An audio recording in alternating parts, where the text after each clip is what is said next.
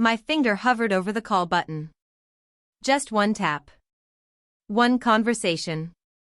And I'd know for sure whether the last 4 years of my marriage had been built on lies. The phone felt like it weighed 1,000 pounds in my hand. My office suddenly felt too small, the air too thick. I could hear my heart pounding in my ears, that horrible, deafening thud that drowns out everything else when you're about to do something you can't take back. On my laptop screen, the email glowed like a confession. Asterisk, can't stop thinking about last night. You're incredible. Asterisk. Rachel's words to my husband. My husband's response, asterisk, same. But we need to be more careful. Jess is getting suspicious again. Asterisk. Again. Like I was the problem. Like noticing your husband is lying to you makes you paranoid instead of perceptive. I'd spent 3 months doubting myself. 3 months listening to Ryan tell me she's just a friend from work every time I asked about Rachel. 3 months feeling crazy for noticing the perfume that wasn't mine on his collar, the way his phone was always face down, the secretive smiles when he thought I wasn't looking. But now I had proof. Except for one thing. I pulled up Ryan's company directory on my phone. Scrolled through every department. Marketing. Sales. Operations. IT. I searched for Rachel 17 different times, 17 different ways. Nothing. No Rachel. No one even close. My hands started shaking so badly I almost dropped the phone. If Rachel didn't work at Ryan's company, then who the hell was she? And what else had he lied about? I found the number in Ryan's contacts. David Chen. VP of Operations. His boss. The man who would know every single person on Ryan's team. I pressed call before I could change my mind. 1 ring. My throat went dry. 2 rings. I almost hung up. 3 rings. Then a man's voice, clipped and professional, David Chen speaking. For a second, I couldn't breathe. Couldn't form words. The office walls seemed to close in. Then I heard my own voice, steadier than I felt. Hi, Mr. Chen. This is Jessica Morgan. Ryan Morgan's wife. A pause. Mrs. Morgan. Is everything okay? I need to ask you something. My voice cracked. Do you have an employee named Rachel working in your department? The silence on the other end lasted 3 seconds. 3 seconds that felt like 3 years. Then his voice came back, careful and confused. Mrs. Morgan, we don't have anyone by that name in this company. We never have. The room tilted. My hand went limp. The phone slipped from my fingers and clattered onto my desk. If Rachel didn't work there, then who was she? And what else had Ryan been lying about? But to understand how I ended up making that phone call, how I went from a woman who trusted her husband completely to someone detective stalking his boss on a Tuesday afternoon, I have to take you back to the beginning. Not the beginning of my marriage. The beginning of the end. 3 months earlier. Early June. The rooftop terrace of our Brooklyn Heights townhouse had the kind of view that made people audibly gasp when they first saw it. Manhattan stretched out across the East River like a promise, the Freedom Tower catching the late afternoon sun, the Brooklyn Bridge strung with lights that would glow once the sky went dark. Ryan and I were hosting our monthly dinner party. 6 friends, 3 courses, too much wine. The kind of evening that looks perfect on Instagram and feels even better in real life. I was happy. God, I was so stupidly happy. You two are disgusting, Maya said, refilling her glass with the Sancerre I'd splurged on. She gestured between me and Ryan with her free hand. 7 years together and you still look at each other like that. It's offensive to us mere mortals. Ryan grinned and pulled me against his side, kissing my temple. What can I say? I married up. Damn right you did, I said, elbowing him playfully. Everyone laughed. Ryan smelled like the cologne I'd bought him for Christmas, cedar and something citrus. The first time Ryan mentioned Rachel, I didn't think anything of it. It was a Thursday night. I'd just gotten home from a brutal day at work, back-to-back client meetings, a presentation that went sideways, my boss breathing down my neck about Q3 targets. I was the kind of exhausted that settles into your bones. Ryan was on the phone when I walked in, laughing at something. Not his work laugh, the polite, professional one he used for clients. This was his real laugh. Loose and genuine. When he saw me, he straightened up slightly. Hey, yeah, I gotta go. See you tomorrow. He hung up before I'd even set down my bag. Who was that? I asked, kicking off my heels and immediately feeling 3 inches shorter. Just Rachel from work, he said, already heading toward the kitchen. She's new to the team. Needed some advice on a client pitch. That's nice of you, I said, following him. He shrugged, pulling a beer from the fridge. She's smart. Just needs a little guidance. I didn't ask anything else. Ryan talked about work all the time. His team, his clients, his projects. I did the same thing. It was normal. But later, when I was brushing my teeth, I noticed his phone was face down on the bathroom counter.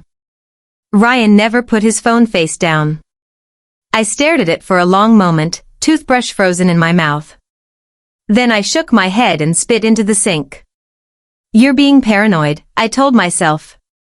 I wasn't. Over the next few weeks, Rachel became a fixture in Ryan's vocabulary. Rachel suggested this new strategy for the Henderson account. Rachel organized happy hour on Friday. Rachel sent me this hilarious meme about corporate culture. Rachel, Rachel, Rachel. I tried not to keep count, but some part of my brain was tallying anyway. By the end of the month, he'd mentioned her more than any other colleague. More than Tyler, his best friend from college who also worked at the firm. More than David, his boss.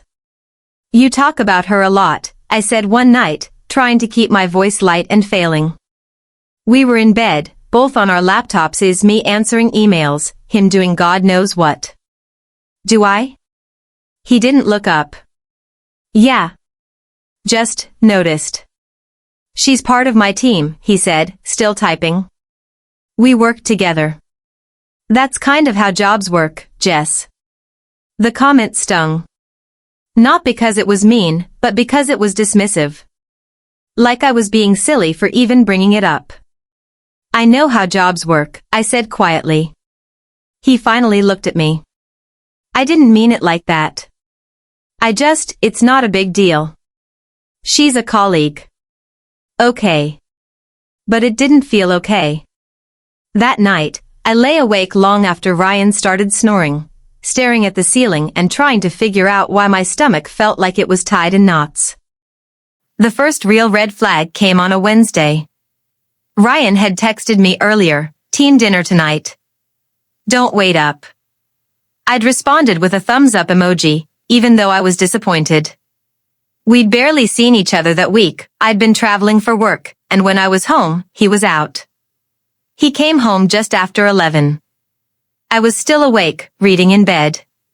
Hey, he said, kissing the top of my head as he passed. Sorry that ran late. No worries. How was it? Good. Productive. He was already unbuttoning his shirt, heading toward the bathroom. I waited until I heard the shower running. Then I got up and walked to where he'd tossed his shirt on the chair. I picked it up. And I smelled it. Perfume. Sweet and floral. Definitely not mine. I wore something woody and musky, the kind of scent that came in a matte black bottle and cost too much. This was younger. Brighter. The kind of perfume you spray on in department stores because it smells like summer and possibility. My hands started shaking. I stood there holding his shirt like an idiot, trying to come up with an innocent explanation. Maybe he'd hugged a colleague goodbye. Maybe the restaurant was packed and someone brushed past him. Maybe. But my gut was screaming something different. When Ryan came out of the shower, towel around his waist and hair dripping, I was back in bed pretending to read. "You okay?" he asked. "Fine," I lied. He climbed into bed beside me and kissed my shoulder. "Love you." "Love you too." But the words felt hollow in my mouth. 2 weeks later, we hosted our monthly dinner party again. Same friends, same rooftop, same expensive wine. Ryan was in the middle of telling a story about work, some nightmare client who kept changing their requirements, when he said it. And Rachel, she's brilliant, by the way, she came up with this genius workaround that saved the whole project. Maya, sharp as ever, raised an eyebrow. "Rachel again? You've mentioned her, like, 4 times tonight." Ryan laughed, but it sounded forced. "Have I? I guess we've just been collaborating a lot lately." "Should Jess be worried?" Maya asked, and even though she was smiling, there was an edge to her voice. Ryan looked at me, then back at Maya. "She's just a friend from work. We're on the same team. That's it." Famous last words, Tyler muttered into his beer. Everyone laughed, but I didn't. Because I'd seen something flicker across Ryan's face when Maya asked the question. Something that looked an awful lot like guilt. Later, after everyone had left and we were loading the dishwasher, Maya cornered me in the kitchen. "Hey," she said quietly. "I was joking out there, but, are you okay? You seemed weird when Ryan was talking about Rachel." I wanted to tell her everything. The perfume. The phone calls. The way my husband's eyes lit up when he said another woman's name. But instead, I smiled and said, "I'm fine. Just tired." Maya studied me for a long moment. "Okay. But if you're not fine, I'm here. You know that, right?" "I know." She hugged me before she left, and I held on a little too long. Because some part of me already knew.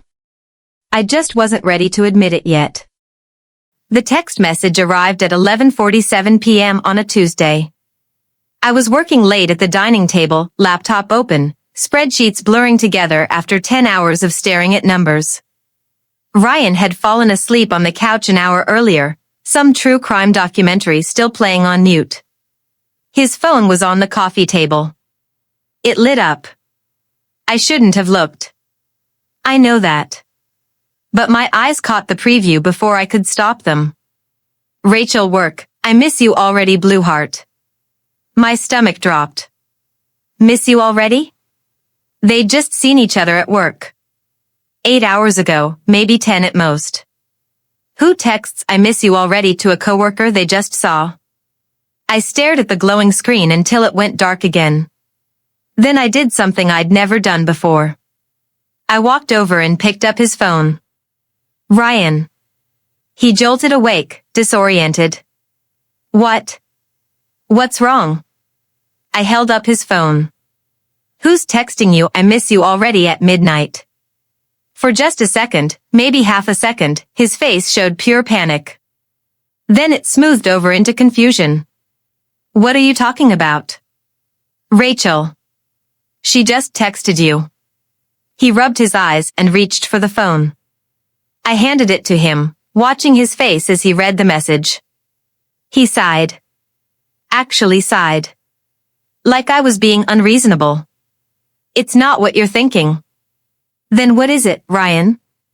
Because from where I'm standing, another woman is texting my husband that she misses him in the middle of the night. "She's dramatic," he said, setting the phone face down on the couch. "We just finished a huge project. She's probably just wound up from it. You know how people get after a big deadline." "I know how I get after a big deadline," I said, my voice rising. "I don't text my male colleagues that I miss them." "Jess." He stood up, reaching for my hands. I pulled back. "Come on. You're making this into something it's not." "Am I?" "Because you talk about her constantly. You smell like perfume when you come home from team dinners. And now she's sending you love heart emojis." It's a blue heart, he interrupted. It's not romantic. It's just friendly. Friendly, I repeated flatly. Yes. Friendly. Jesus, Jess, you're being paranoid. That word. Paranoid. It landed like a slap. I'm not paranoid, I said quietly. I'm paying attention. There's a difference. He ran his hand through his hair, that thing he did when he was frustrated. You're never home. You travel 3 weeks out of the month. I work with Rachel every single day. We're friends. I'm sorry if that threatens you, but I can't control how you feel about my friendships. The way he said it, calm, reasonable, like I was the crazy one, made something crack inside me. You're right, I said. I can't control how you feel about your friendships. But I can control whether I stay married to someone who makes me feel crazy for noticing the obvious. His expression shifted. What's that supposed to mean? I don't know yet, I said. And I walked to the bedroom and locked the door. He didn't try to follow. Sophie called me the next day during my lunch break. Jess? Do you have a minute? Sophie was married to Tyler, Ryan's college best friend. We'd done double dates for years. She was sweet, almost too sweet, the kind of person who always saw the best in everyone. Which is why the nervous edge in her voice immediately put me on alert. Yeah, what's up? A pause. Can we meet? Like, in person? I'm near your office. 20 minutes later, we were sitting in a corner booth at a coffee shop 3 blocks from my building. Sophie's latte sat untouched. I need to tell you something, she said, not meeting my eyes. And I'm terrified you're going to hate me for not saying it sooner. My chest tightened. What is it? Tyler mentioned. She took a breath. Ryan's been going out a lot after work. Like, a lot. And last week, Ryan invited Tyler to join him and some work people at a bar in Midtown. Okay. Tyler went. And there was this woman. Rachel. She finally looked at me. Jess, she was all over Ryan. Touching his arm, laughing at everything he said, leaning into him. Tyler said it looked bad. Really bad. The room felt like it was tilting. Did Ryan, my voice cracked. Did Ryan flirt back? Tyler said he wasn't stopping her. That's all I know. He took a picture. He thought you should see it. She pulled out her phone and showed me. The photo was blurry, taken from across a crowded bar. But I could see Ryan clearly enough. And next to him, a blonde woman in a tight black dress, her hand on his forearm, both of them laughing. Their body language was wrong. Too close. Too comfortable. When was this? I asked. Last Wednesday. The same night Ryan told me he had a team dinner. The same night he came home smelling like perfume. I'm sorry, Sophie whispered. I told Tyler he needed to tell you himself, but he said it wasn't his place, and we've been fighting about it ever since. I couldn't keep it from you anymore. I stared at the photo until my eyes burned. Thank you, I finally said. For telling me. What are you going to do? I don't know. But I did know. I was going to find out the truth. That night, I created a fake Instagram account. Generic name. At Emily_NYC22. Random photos pulled from free stock image sites, coffee cups, city skylines, a few blurry selfies with the face cropped out. Then I searched for Rachel. I found her in Ryan's follower list. At @RachelFitLife. Private account, but the profile picture showed her clearly, blonde, beautiful, mid-20s, in gym clothes that looked more like a photo shoot than a workout. I sent a follow request from my fake account. She accepted within 30 minutes. And that's when I saw it. Her feed was exactly what I expected, gym selfies, green smoothies, motivational quotes about living your best life. But then I scrolled to a post from 2 weeks ago. A photo at a rooftop bar. Manhattan skyline in the background. The caption, "Best team ever briefcase cocktail glass." I zoomed in. In the far right corner of the photo, partially cropped out, was a man's arm and shoulder. Wearing a watch I recognized immediately, the Tag Heuer I'd bought Ryan for our anniversary. My hands started shaking. I scrolled to the comments. Someone had written, "You and the tall guy make a cute couple winking face." Rachel had replied with a blushing emoji. I sat there in the dark of our bedroom, Ryan asleep beside me, staring at that emoji until the screen blurred. Then I opened my notes app and started keeping a list. Every lie. Every inconsistency. Every time he said, "She's just a friend from work." Because I was done being paranoid. I was going to prove I was right. The flowers arrived on a Thursday morning. 2 dozen white roses, my favorite, with a card that simply said, "I'm sorry. Let me make this right." R. I stared at them sitting on our kitchen counter, their petals perfect and pristine, and felt absolutely nothing. Ryan had been trying for 3 days. Apology texts. Coffee waiting for me when I woke up. He'd even cleaned the entire apartment, something he usually avoided like jury duty. But I hadn't forgotten the Instagram photo. Or the comment. Or the way he'd called me paranoid when I was just paying attention. "Did you get the flowers?" he asked, coming up behind me. His voice was careful, tentative. "I got them. Jess." He turned me around gently. "I'm sorry. I really am. I should have been more transparent about Rachel. I didn't realize how it looked from your perspective." "How it looked?" I repeated. "Ryan, someone commented that you two make a cute couple." She replied with a blushing emoji. "That's not about perspective. That's about what's actually happening." "Nothing is happening," he said firmly. "I swear to God, nothing physical has happened between us. She's a colleague who maybe got a little too friendly, and I should have shut it down sooner. That's on me." I wanted to believe him so badly it physically hurt. "Then prove it," I said. "How?" "Let me meet her. Properly. Introduce me to your team. Let me see with my own eyes that she's just a normal coworker and I'm just being crazy." He hesitated for only a second, but I caught it. "Okay," he said finally. "I'll set something up. A happy hour. You can meet everyone, including Rachel. You'll see she's perfectly normal." "Okay." He pulled me into his arms, and I let him. His cologne smelled familiar and safe, the way home used to feel. "I love you," he whispered into my hair. "Only you. Always you." I wanted that to be true.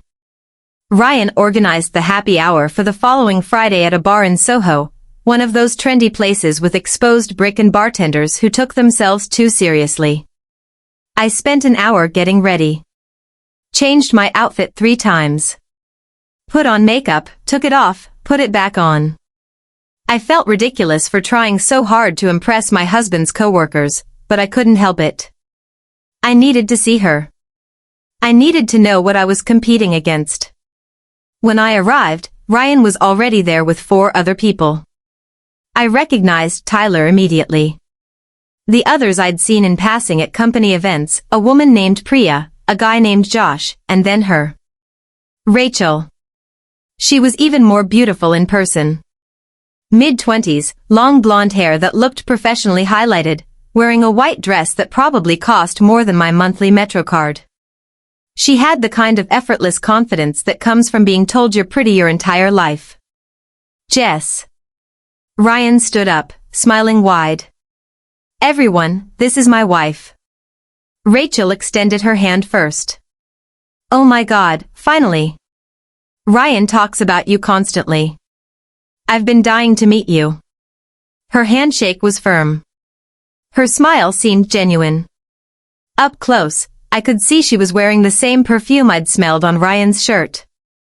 Nice to meet you, I said, my voice steadier than I felt. We all sat down. Ryan pulled me close, his arm around my shoulders. For the next hour, I watched them. Rachel was charming. Funny.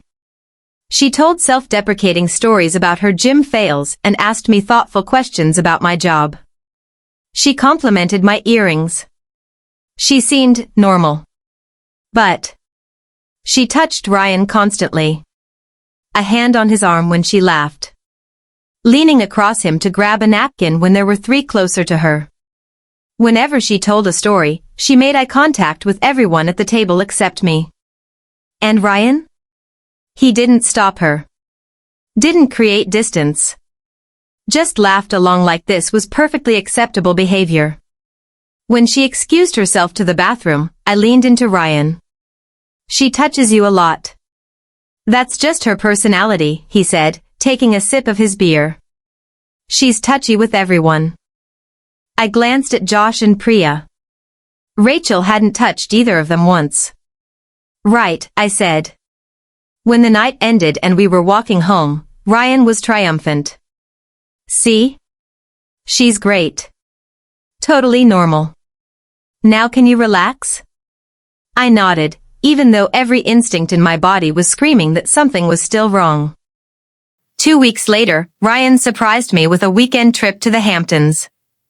He'd booked us a room at a boutique hotel on the beach, the kind of place with white linens and French press coffee and windows that opened to the sound of waves. No phones, he said, powering his down dramatically. No work. Just us. That first night, we had dinner at a restaurant overlooking the water. The sunset turned everything golden, the ocean, the wine in our glasses, Ryan's face across from me. I miss this, I said quietly. Miss what? Us. Just us. Before everything got so complicated. He reached across the table and took my hand. It doesn't have to be complicated. I'm here. You're here. That's all that matters. That night, we made love like we hadn't in months.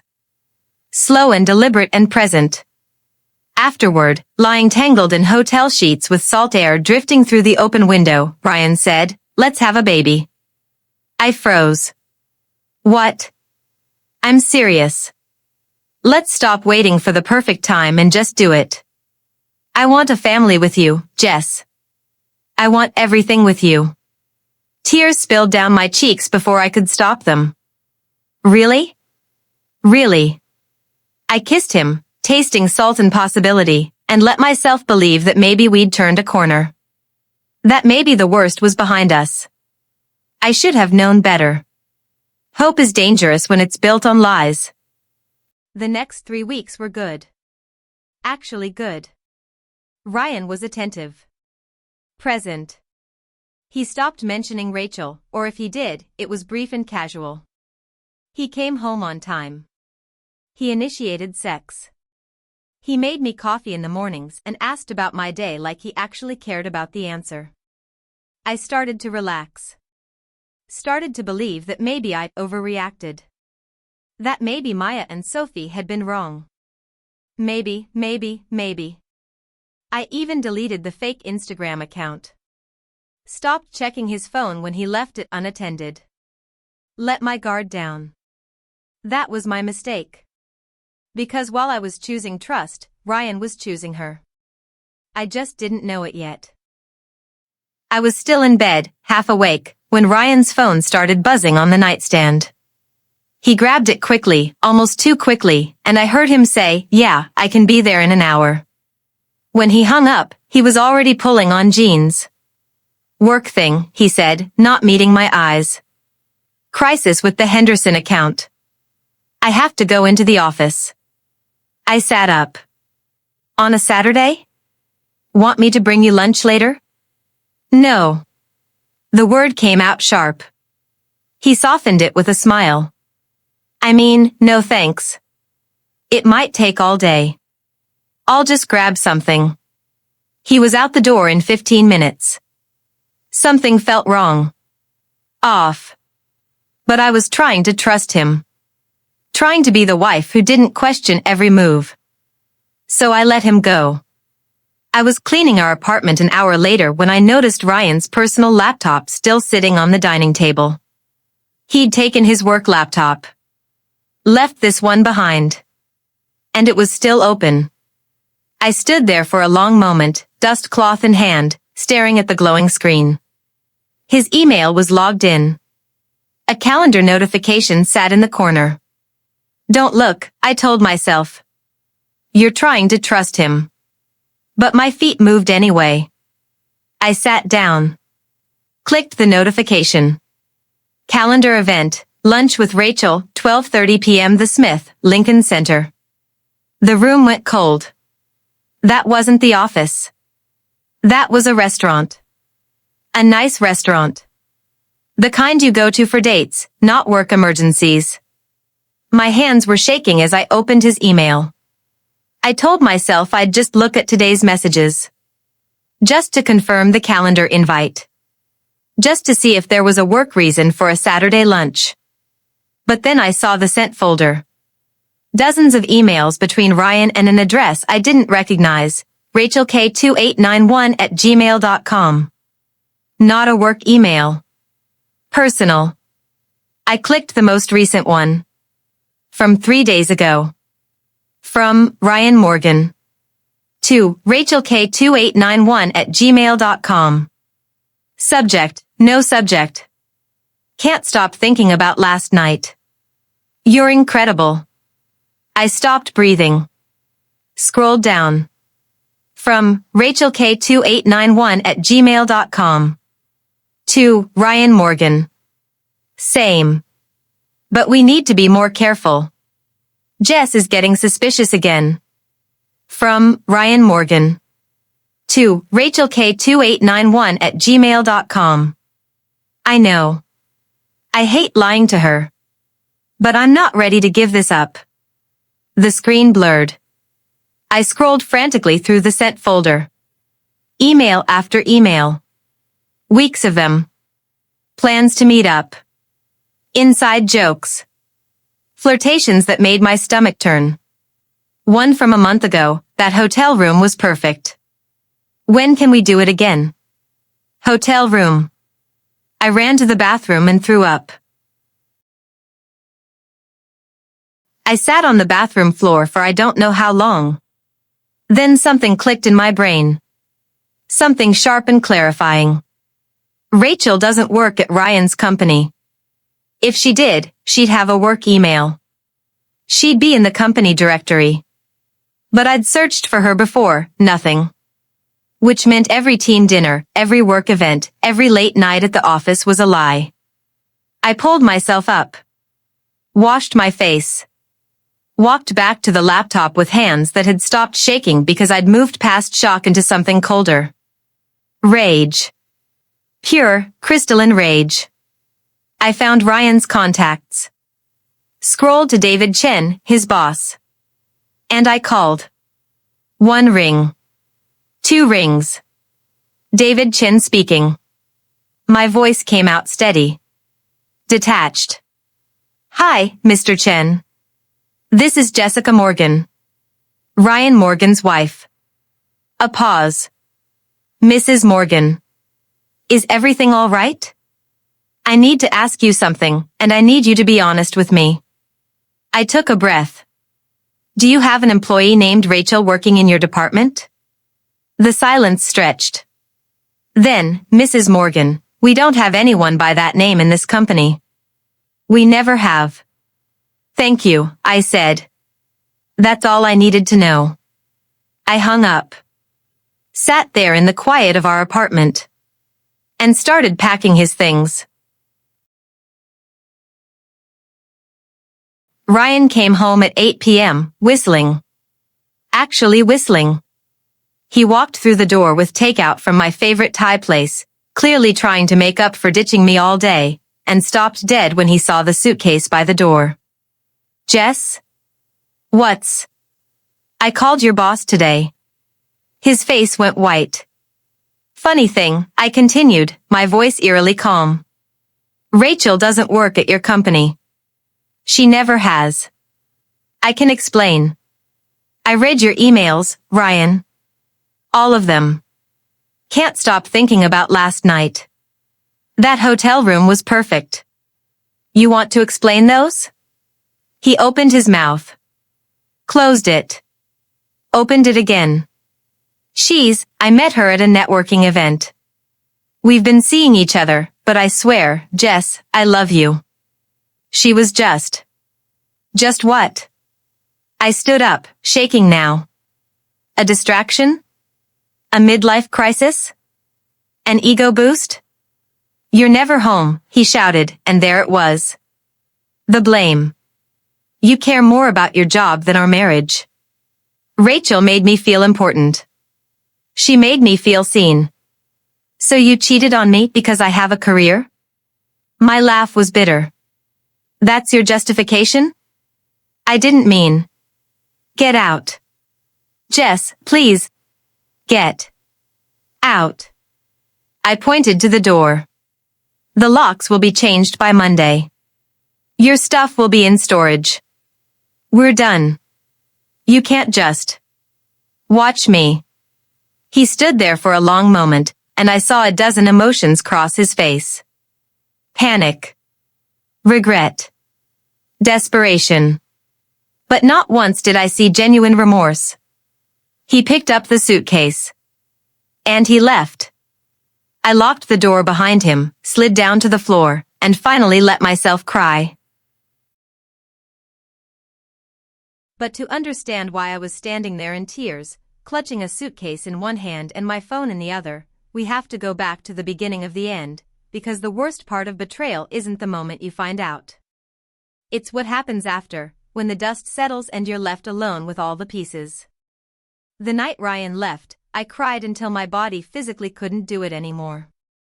I don't remember getting off the floor. I don't remember changing into pajamas. I just remember waking up on the couch at 3 a.m. with my face stuck to a damp pillow and the city lights bleeding through the curtains. His toothbrush was still in the bathroom. His jacket was still on the hook by the door. There was a dent in the pillow on his side of the bed. By Sunday evening, I'd packed the rest of his things, neatly, methodically. Suits on hangers. Shoes in boxes. The stupid coffee mug that said "World's Okayest Husband" wrapped in newspaper. I labeled the boxes Ryan in thick black marker and stacked them by the door. Then I sat at the dining table, opened my laptop, and typed, "Divorce Lawyer Brooklyn Best Reviews." The lawyer's office smelled like leather and expensive problems. He was exactly what I expected, mid-50s, sharp suit, reading glasses perched on the end of his nose. His name was Alan Levine, and his website had promised discreet, aggressive representation. He slid a legal pad toward me. Tell me what happened. I told him. Not everything. Not the smell of her perfume on his shirts or the way he'd said I was being paranoid, or how my own mind had become a courtroom where I'd been both accused and judge for months. Just the facts. The emails. The hotel. The lied about work dinners. The phone call to his boss. When I finished, Alan tapped his pen against the pad. The lease is in your name? Yes. You earn significantly more than he does, correct? Yes. He nodded. You're in a strong position. No kids. No shared property beyond the lease and some joint accounts. This doesn't have to be messy. Doesn't have to be, I repeated. But it still is. He softened, just a little. I can make sure it's fair on paper. I can't make it hurt less. Can you make me stop feeling stupid? I asked. Because that's the part one can't stand. I feel like an idiot. You're not an idiot, he said. You're someone who trusted her husband. That's not foolish. That's what marriage is supposed to be. He slid another document toward me. When you're ready, we'll file. No rush. But staying in limbo isn't good for anyone. I didn't sign that day. But I didn't push the papers away either. The first week without Ryan felt like walking around in a house after a fire. Everything was technically still there, but it all smelled wrong. Looked wrong. His empty dresser drawers. The second toothbrush holder by the sink. The 2 wine glasses in the dishwasher when there was only ever going to be one now. He texted. A lot. I'm so sorry. Please talk to me.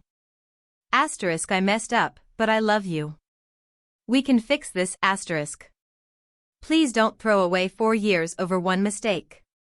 One mistake. Like it had been a typo. Like he'd accidentally fallen into another woman's hotel bed. I didn't respond. I blocked his number. Then I cried about blocking his number. Grief is ridiculous like that. Maya was the one who dragged me to therapy. You are not going to try to white-knuckle this alone, she said, standing in my doorway with a tote bag full of snacks and a look on her face that brooked no argument. You do not get a prize for suffering in silence. I'm fine, I lied. I'm handling it. She raised an eyebrow. You ate popcorn for dinner 3 nights in a row and cried over a laundry detergent commercial. You're not fine.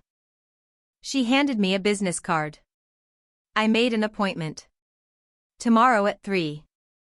If you don't go, I will personally show up here with a self-help book and read it out loud in dramatic voice until your neighbors complain. Blackmail? Accountability, she corrected. You're welcome. The therapist's office was on the 8th floor of a building in downtown Brooklyn. Soft chairs.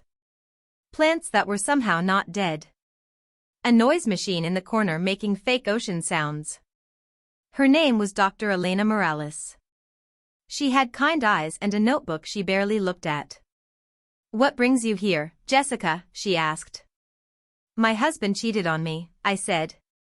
The words still felt foreign in my mouth, like I was borrowing someone else's tragedy. And then tried to convince me I was crazy for noticing. We unpacked it. The late nights. The phone face down. The "you're being paranoid" comments. The way I'd started second-guessing my own instincts, apologizing for asking perfectly reasonable questions. It sounds like there was a lot of gaslighting, she said gently. I hate that word, I muttered. But yeah. Why do you hate it? Because it makes me feel stupid, I said. Like I should have known better. Like I let it happen. She tilted her head. If your best friend told you this story, would you call her stupid? No. I'd probably be in jail for assaulting her husband. She smiled. So why the double standard? I had no good answer. Before I left, she gave me homework. Write down everything you lost, she said. But also write down everything you didn't lose. We tend to focus only on what was taken, not on what remains, or what we might gain. I went home and stared at a blank page for an hour. Then I wrote. Asterisk what I lost asterisk. A husband who lied. A life I thought I had.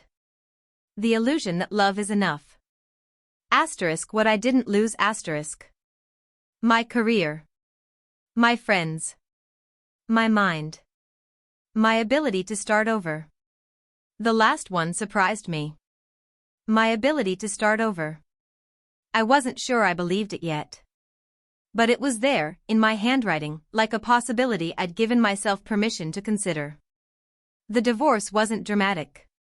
Ryan didn't fight it, maybe out of guilt, maybe because Alan had made it clear he'd lose. Our joint accounts were divided. The lease stayed in my name. He moved into a roommate situation in Queens. We signed papers in separate rooms at Alan's office. Do you want to say anything to him? Alan asked after Ryan left. No, I said. If I hear his voice right now, I'll either forgive him or kill him, and I don't want to do either. Alan chuckled softly. That's more self-awareness than most people have at this stage. On the way home, I stopped by the river. Watched the water move past like time. Fast, relentless, indifferent. I scrolled through my phone, hovering over old photos of us. Wedding day. Vacations. The rooftop dinners. Then, without letting myself overthink it, I selected them all and hit delete. The phone asked, "Are you sure?" No. Yes. I pressed yes. 1 year later, my life didn't look anything like the future I'd imagined with Ryan. It looked better. I'd taken a promotion that would have been impossible if I'd still been trying to hold together a crumbling marriage. I'd moved into a smaller apartment that was entirely mine, my furniture, my art, my chaos. There was a plant in my living room I hadn't killed yet. That felt symbolic. I still went to therapy. Less often now.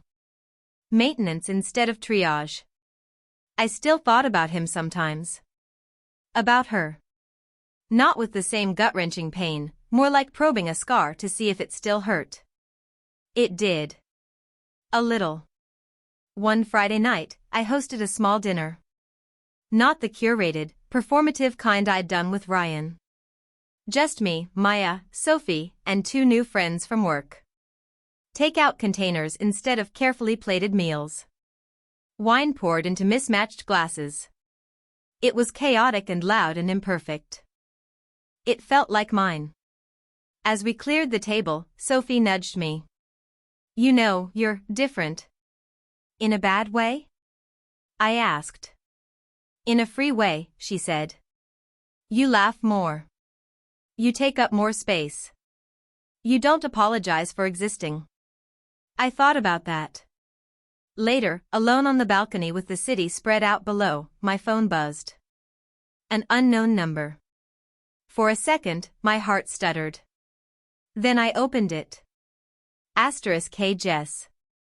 It's Ryan. I heard you got promoted. I'm happy for you.